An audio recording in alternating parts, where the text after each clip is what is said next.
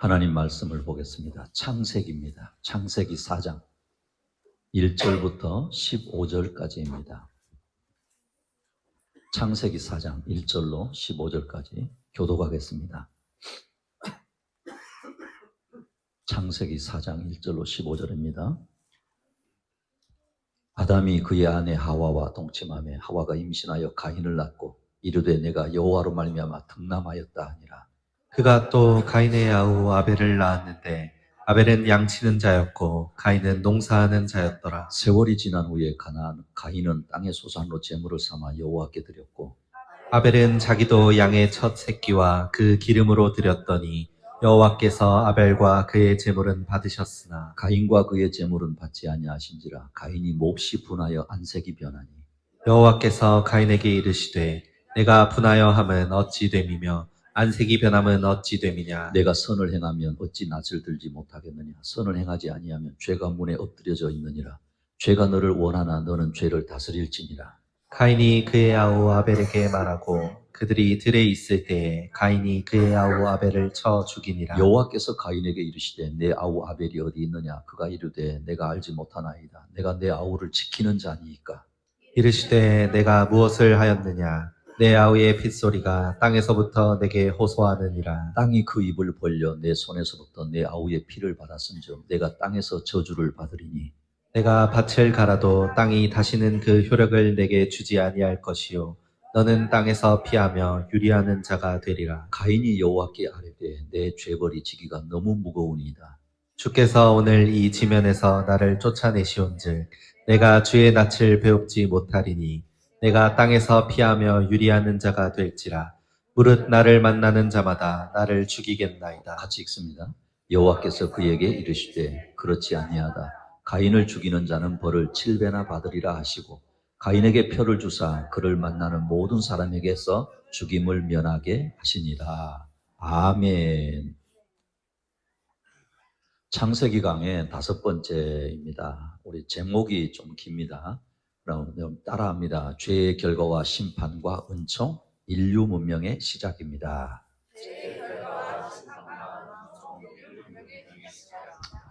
네, 그냥 이 기억을 하시고요. 오늘은 성찬식, 또 설교 말씀, 또 목자 임명식 있어요. 그래서 조금 예배 시간이 다른 때보다는 조금 더 길겠지만은 오후에 다른 순서가 없기 때문에 여러분이 주님 안에서 편안한 마음으로 말씀을 듣기를 바랍니다. 제가 지난주에 영화를 한 편 봤어요. 저는 영화를 즐기진 않아요. 근데 제가 가끔 1000만 관객 돌파했다 그러면 본다고 그랬잖아요. 근데 이 영화는 꼭 그렇지는 않는데 제목이 뭐였느냐 하면 서부전선 이상 없다. 에이, 웬 전쟁 영화인가? 뭐 한국 이야기인가? 그거 아닙니다. 1차 세계대전을 배경으로 합니다. 그리고 17세 독일군 병사 소년의 이야기예요. 여러분 안타깝잖아요. 전쟁에 몇 살에 나갔어요? 17세 고등학교 졸업하고 나간 거예요. 근데 이 독일군 그것도 독일군 병사의 관점에서 썼는데 소설입니다. 근데 그건 어떤 내용이냐면 전쟁의 비참함이에요. 그리고 전쟁이 얼마나 무의미한가 하는 것을 이제 소설을 가지고 원작인데 영화를 만들었어요. 근데 이 영화에요 마지막 장면이 저에게는 아주 인상적이었어요. 마지막 탁 끝나고 나서 자막이 이렇게 쫙 올라가는데 이거는 이제는 소설이지만 그 사실을 쓴 거예요. 당시 전사자 통계였어요. 1차 세계대전으로 끝나고 나서 전사자가 몇 명이었는가. 여러분 놀라지 마세요. 1차 세계대전에서요 독일군 연합군을 합쳐가지고 1700만 명이 죽었어요. 부상자까지 포함하면 4000만 명이 넘어요. 우리나라 남쪽 인구가 얼마쯤 되죠? 그렇죠. 거의 한 나라가 없어지는 거예요. 이 영화에서 다루는 그 서부 전선은 어디냐면 독일과 프랑스 사이에서 전투가 벌어진 지역이거든요. 독일하고 프랑스 사이인데 그러니까 서부 전선, 이 서부 전선에서만 양측이 합쳐서 300만 명이 죽었어요. 아주 사륙의 현장이죠. 이 전쟁의 배경은 1차 세계대전이 1914년에서 18년인데 4년간 전투 가운데 그것도 2년, 17년에서 18년이거든요. 그 2년 정도 치열하게 그 서부전선에 전투를 한 거예요. 그리고 언제 끝나느냐? 1818년 11월 11일 오전 11시에 휴전이 이제 이렇게 되거든요. 자, 그 전쟁이 끝난 거예요. 그 서부전선에서 전쟁이 끝났잖아요. 근데 나중에 보니까 서로 막 그 수많은 전투를 하고 그렇게 많은 사람이 죽었잖아요. 근데 땅을 서로 얼마쯤 차지했을까요? 불과 몇백 미터였어요. 여러분, 뭘 위해서요? 뭘 위해서? 불과 몇백 미터를 두고 그 300만 이상이 죽어간 거예요. 이거는요, 아담 이후 인간들의 역사인데 그 인간들의 역사 가운데 죄성과 무자비함과 잔인함을 이야기하는 거예요.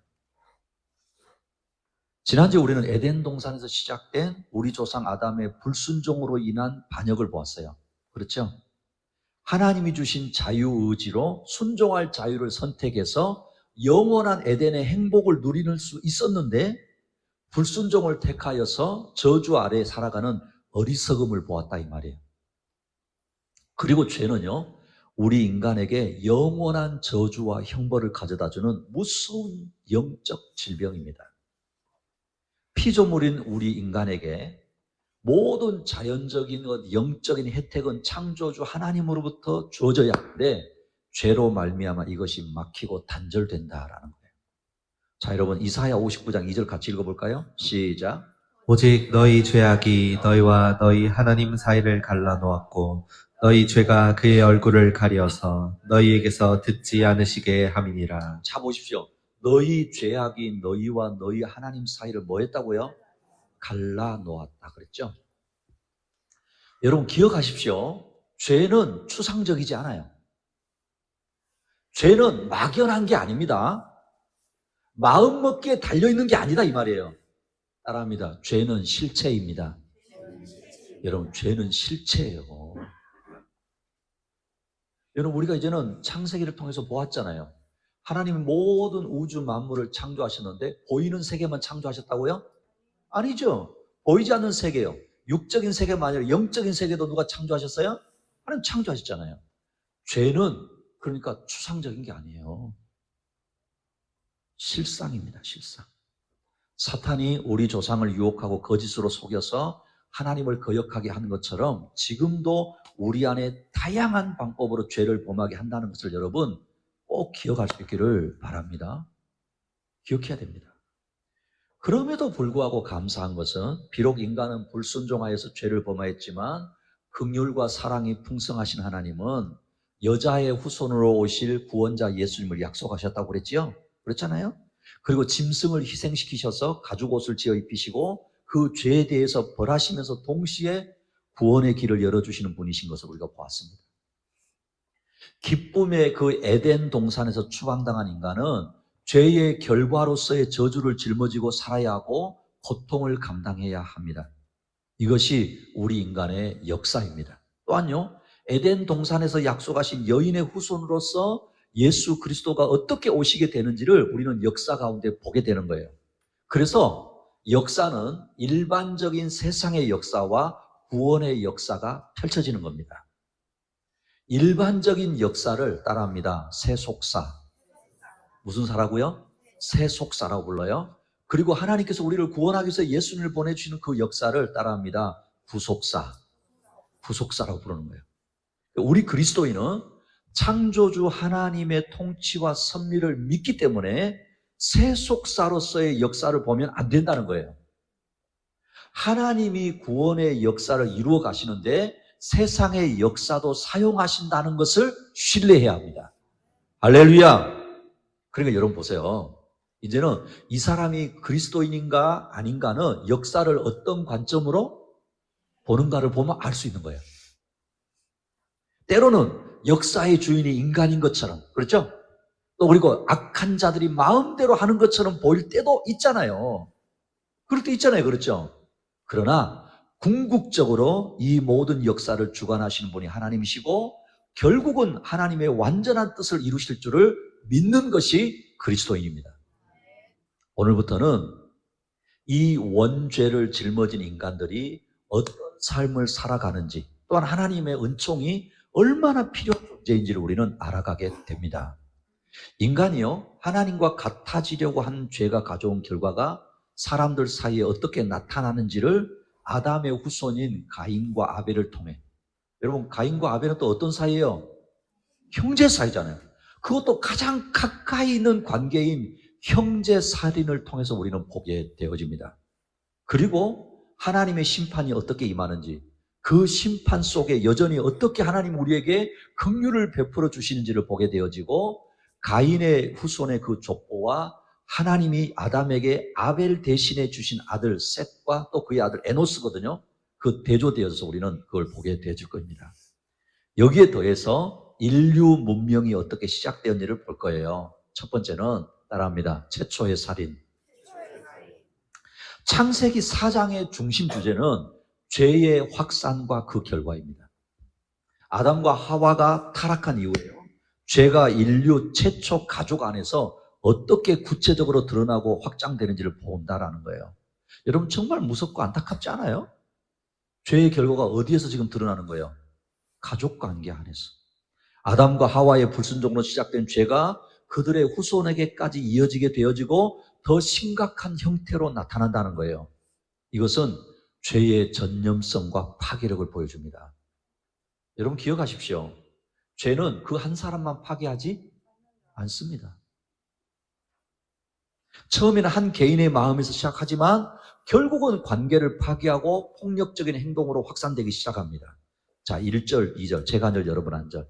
아담이 그의 아내 하와와 동침하며 하와가 임신하여 가인을 낳고 이르되 내가 여호와로 말미암아 득남하였다 하니라. 그가 또 가인의 아우 아벨을 낳았는데 아벨은 양치는 자였고 가인은 농사하는 자였더라. 보십시오. 하나님이 복 주셔서 아담과 하와에게 자녀를 낳게 하셨다는 거예요. 생육하고 번성하게 하신 거죠. 하나님 약속대로 그렇게 하셨잖아요. 오늘 본문에 보면 아담의 첫째 아들은 누구예요? 가인. 둘째는요? 아벨인데, 가인과 아벨이 자신들의 노동을 통해서 하나님께 제물을 바쳤다라는 거예요. 자, 문제는 그 다음입니다. 자, 3절, 4절, 5절까지 제가 한 절, 여러분 한 절. 세월이 지난 후에 가인은 땅의 소산으로 제물을 삼아 여호와께 드렸고 아벨은 자기도 양의 첫 새끼와 그 기름으로 드렸더니 여호와께서 아벨과 그의 제물은 받으셨으나 가인과 그의 제물은 받지 아니하신지라 가인이 몹시 분하여 안색이 변하니. 여러분 우리가 성경을 읽을 때 잘 봐야 됩니다. 가인은 농사를 지었기 때문에 땅의 소산으로 제물을 드렸고 아벨은 양을 치는 사람이기 때문에 양의 첫 새끼와 그 기름으로 드렸다라는 거죠. 맞지요? 여기까지 이상이 없어요. 아니 이상이 없는 것처럼 보이죠? 맞잖아요. 여러분 보세요. 농사 지었으니까 뭘 드리는 거예요? 농산물을 드렸다는 거예요. 양을 치니까 양의 새끼를 드렸다는 거예요. 근데 여호와 하나님께서 아벨과 그의 제물은 받으셨는데 가인과 그 제물은 받지 않으셨다라는 거예요. 자, 여러분 또 상상력이 좀 필요합니다. 오늘날로 치면 여러분 지금 뭐 하러 오신 거예요? 그렇지, 예배 드리러 왔어요. 형제가 예배 드리러 온 거야. 형제가 예배를 드리러 온 겁니다. 각자 삶의 자리에서 얻은 소득을 가지고 하나님께 예물을 드렸는데 누구의 것은 받으시고 누구의 것은 받지 않으셨다는 거예요. 그리고 가인의 제물을 하나님이 받지 않으신 것에 대해서 가인이 몹시 분한 마음이 들었고 그 결과로 누구를 죽였다고요?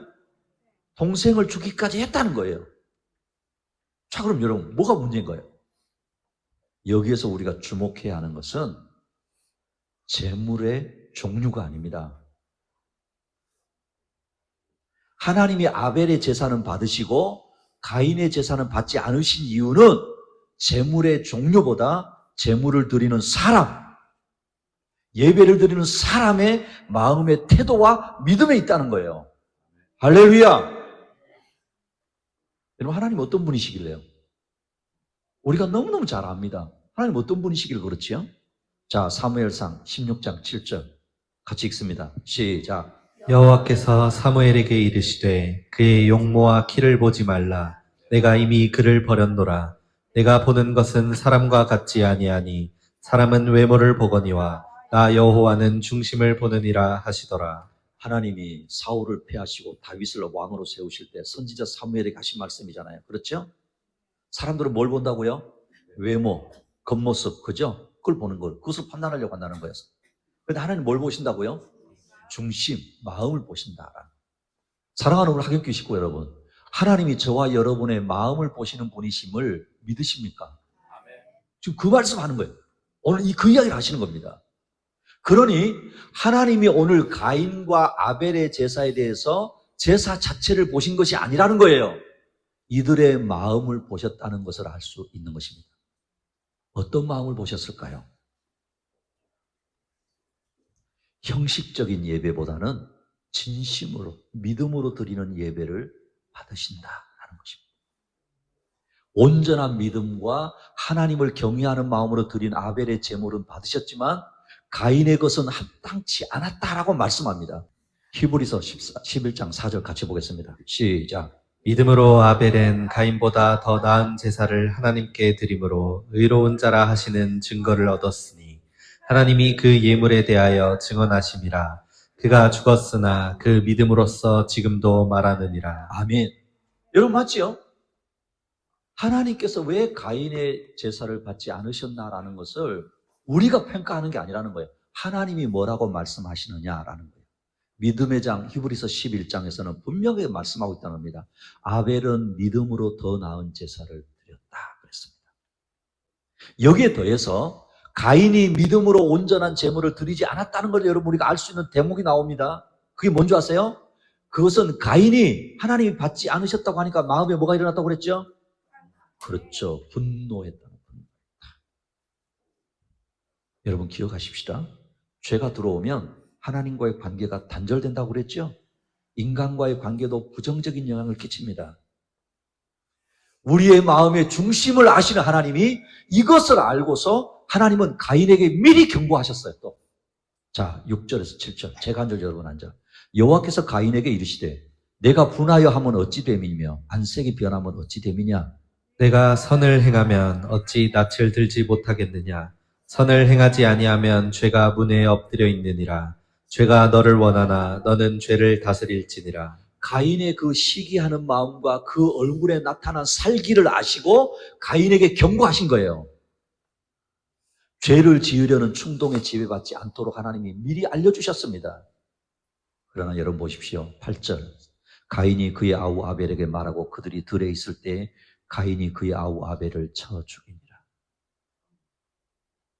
결국은 가인은 자신의 재물이 받아들여지지 않은 것에 대해서 회개하기는커녕 분한 마음을 품고 시기와 미움을 이기지 못하고 동생을 죽이기에 이르렀다라는 것입니다. 이것이 인간의 역사상 최초의 살인입니다. 여러분, 이게 인간이에요. 이게 인간의 최초의 살인입니다. 극단적인 이 폭력 행위는요, 죄가 우리 인간성을 얼마나 끔찍하고 심각하게 훼손할 수 있는지를 우리에게 보여주고 있다라는 거예요. 그리고 이제 이후 앞으로 보게 되는 우리 인간 사회의 폭력과 갈등의 근본적인 씨앗이 이 사건이 되어버리는 거예요. 사랑하는 우리 학연교회 식구 여러분, 우리의 예배가 아무리 화려하고 현란하더라도 주님을 향한 마음이 없다면, 지난주에 드렸으니까 오늘도 뭐 그냥 그렇게 드리면 되지.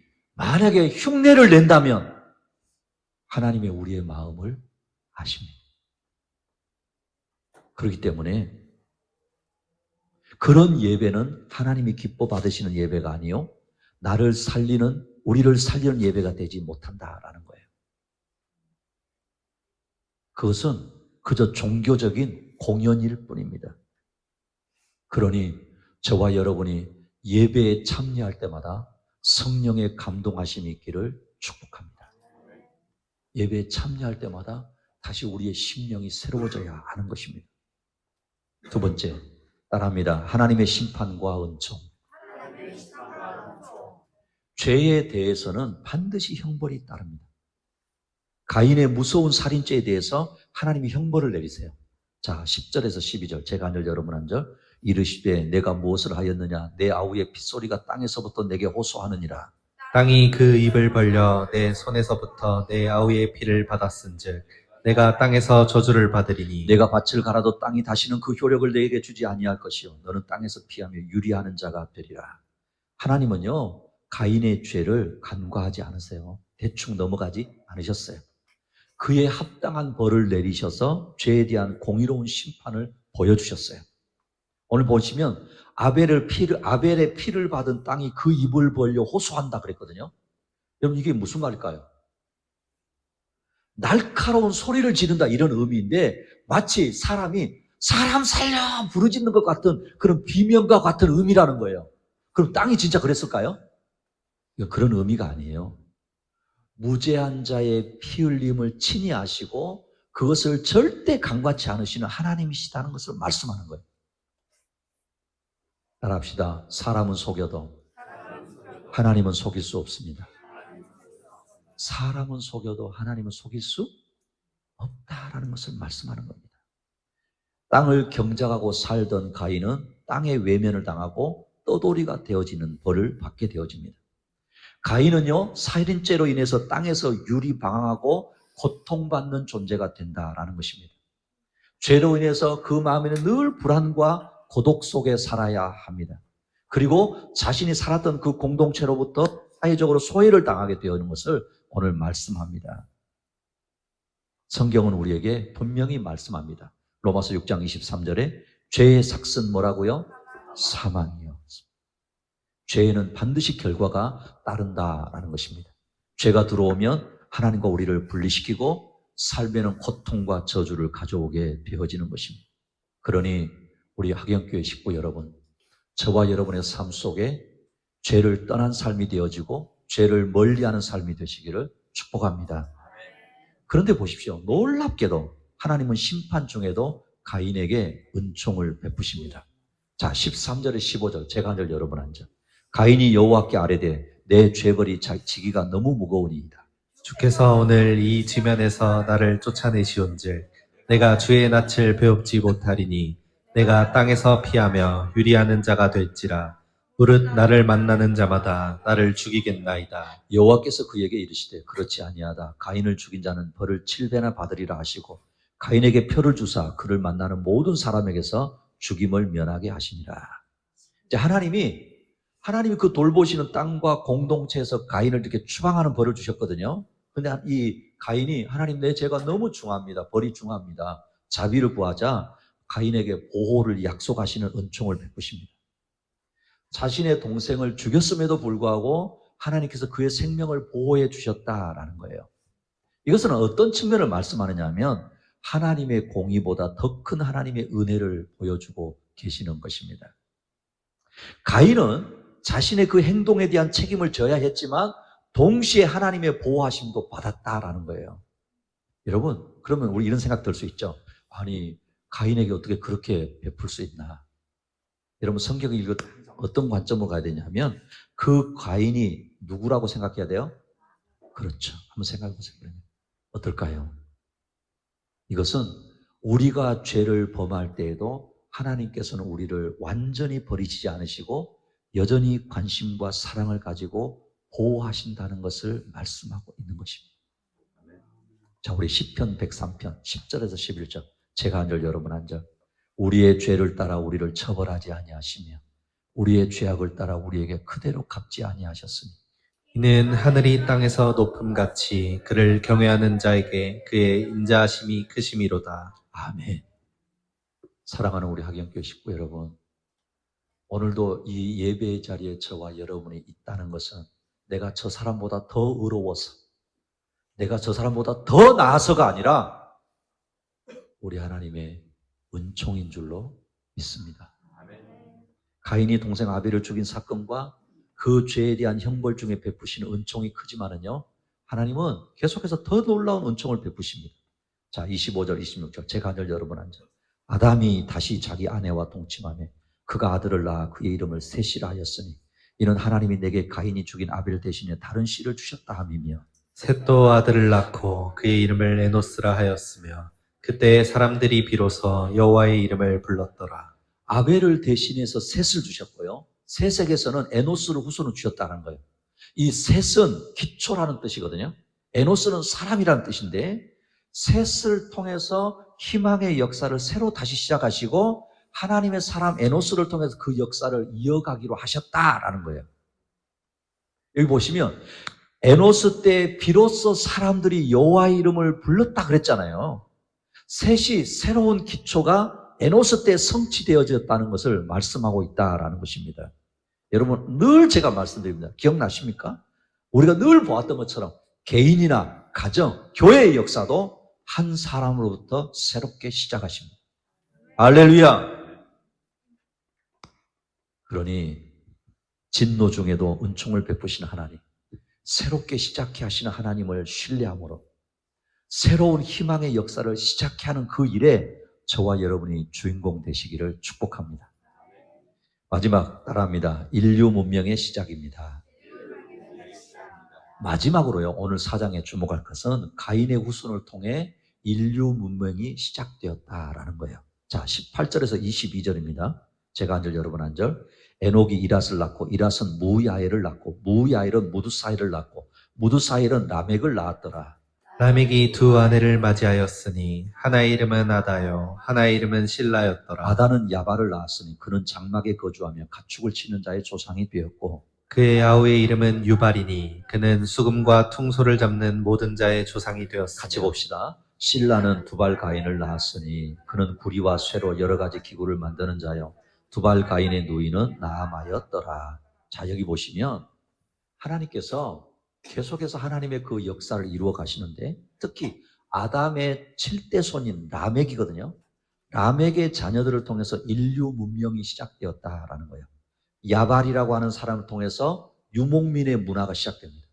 유발이라고 하는 사람은 예술 아시죠? 예술의 시초가 됩니다. 두발 가인은 농경 문화를 이루었다는 거예요. 그러니까 도시를 건설하고 가축을 기르고 악기를 만들고 금속을 다루어서 문명을 만들기 시작했는데 성경은 라멕의 자손들이거든요. 근데 이 라멕에 대해서 부정적인 평가를 합니다. 자, 23절, 24절. 제가 한 절, 여러분 한 절. 라멕이 아내들에게 이르되 아다와 실라여 내 목소리를 들으라. 라멕의 아내들이여 내 말을 들으라. 나의 상처로 말미암아 내가 사람을 죽였고 나의 상함으로 말미암아 소년을 죽였도다. 가인을 위하여는 벌이 7배일진데 라멕을 위하여는 벌이 77배이리로다 하였더라. 자, 여러분 보세요. 라멕이 지금 하는 말이에요, 라멕이. 근데 뭐라면 아내들이여 그랬죠. 그러니까 아내가 한 명이 아니었다. 일부 다처입니다. 그죠? 창조의 질서를 깨는 일부 다처를 시작했어요. 그리고 심지어는 뭐냐면 자신에게 상처를 입히고 상하게 한 자에게 오히려 극악무도하게 복수하겠다고 아내들에게 지금 뭐예요? 자랑합니다. 자랑하거든요. 그러면서 또 뭐라고 표현하냐면 가인을 보호하시겠다는 하나님의 약속을 흉내를 내가지고 스스로 재판장이 돼서 자기에게 보복하면 77배나 복수하겠다. 거드름을 피우는 겁니다. 무슨 뜻이에요? 따라합니다. 하나님을 의식하지 않습니다. 하나님을 의식하지 않는 것. 여러분 보십시오. 우리가 이 죄라고 하는 것은 이 엄청난 영적인 질병의 죄의 모습이 지금 시대만 아니라 사실은 우리 조상 때로부터 유전되어 오잖아요. 그죠? 그 죄의 실상은 뭐라고요? 하나님을 의식하지 않는 거예요. 그러니까 라멕과 그의 후손들이 이루는 문명 역시 인간의 범죄의 재생과 무질서의 확대와 관계가 있다는 걸 계속 보여준다는 거예요. 자, 그럼 여러분 보세요. 그러면 문명 문화를 배척해야 되는가? 그런 의미가 아니에요. 우리 그리스도인은 어떤 새로운 기술, 새로운 문명이 막 발전해 가잖아요. 그죠? 그럼에도 불구하고 하나님을 떠난 탐욕스러운 인간이 사용하면 그것들은 인간을 더욱 교만하게 할 뿐이라는 것을 알아야 된다는 거예요. 왜냐하면 이런 것으로 오히려 하나님을 무시하고 인간관계를 깨뜨리고 자연을 파괴하는 일을 서슴지 않기 때문에 그런 거예요. 그래서 여러분, 우리가 과학 이러잖아요. 과학 가운데도 여러분 어때요? 그 과학으로 누구를 도전해요? 그렇죠. 하나님을 도전하려고 하는 행위들을 하잖아요. 그렇죠. 그런 부분을 볼 때는 우리는 어떤 부분에 아까 말했던 세속사의 관점이 아니라 무엇으로 봐야 돼요? 후속사적인 관점으로 봐야 된다는 거예요. 따라합시다. 새로운 것이 꼭 좋은 게 아닙니다. 여러분 기억하십시오. 새로운 것이 반드시 좋은 것 아닙니다. 그러니 죄인이 예수 그리스도의 십자가와 부활로 거듭나야 하는 것처럼 이 세상의 문명, 이 세상의 문화도 거듭날 때 바르게 쓰임받을 수 있는 것입니다. 할렐루야! 우리 그리스도인들이요, 각 분야에서 이 문명과 문화도 거듭나게 해야 합니다. 과학자는 과학의 영역에서, 정치가는 정치의 영역에서, 예술가는 예술의 영역에서 그리스도로 말미암아 거듭난 문화를 만들어야 한다는 거예요. 제가 봤을 때요, 우리에게 아직 가장 부족한 부분들이 이런 부분이에요. 여러분 분명히 과학자 가운데 크리스찬이 있어요, 없어요? 있을 거 아니에요. 당연히 있지요. 우리 한국에도 창조과학회라고 있거든요. 여러분 정치꾼들 가운데서도 크리스찬 있어요, 없어요? 있을 거 아니에요. 예술가들 가운데 크리스찬 있어요, 없어요? 있을 거 아니에요. 왜 그런데 그들을 통해서 거듭난 문명과 문화가 안 나타났냐 말이에요. 아무리 문명과 문화가 발전하고 새로운 것이 나와도 하나님으로부터 멀어지게 하는 것이라고 한다면 점검하고 또 점검할 수 있기를 축복합니다. 여러분 이게 우리에게 아주 중요한 자세예요. AI가 새로 나왔어? AI가 요즘 대세야? 야, 이렇게 가는 거야? 여러분 그것을 뛰어넘어서 이게 우리를 하나님께로 가까이 가게 하나? 하나님으로부터 멀어지게 하나? 와, 요즘 스마트폰이 대세라는데 이 스마트폰이 나로 하여금 하나님께로 가까이 하나? 멀어지게 하나?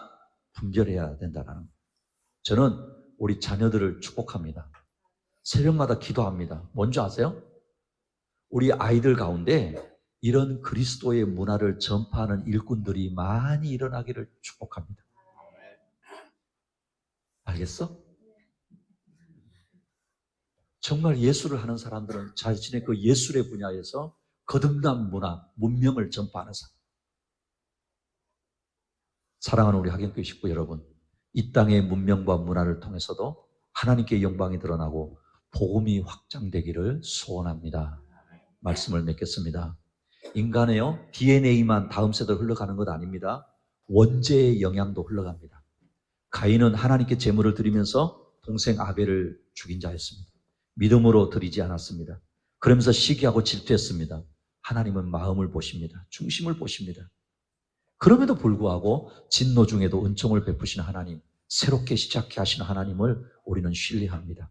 새로운 희망의 역사를 시작해 하시는 그 일에 저와 여러분도 쓰임받았으면 좋겠습니다. 가인의 후손들이 만든 문명, 하나님을 떠난 탐욕스러운 인간이 사용하면 그 어떤 인간을 더욱 교만하게 할 뿐이라는 것을 알아야 합니다. 그러니 이 땅의 문명과 문화도 하나님의 백성들에 의해 거듭나야 합니다. 이런 문명과 문화가 될 때 하나님께 영광이 되는 것입니다. 기도하십시다.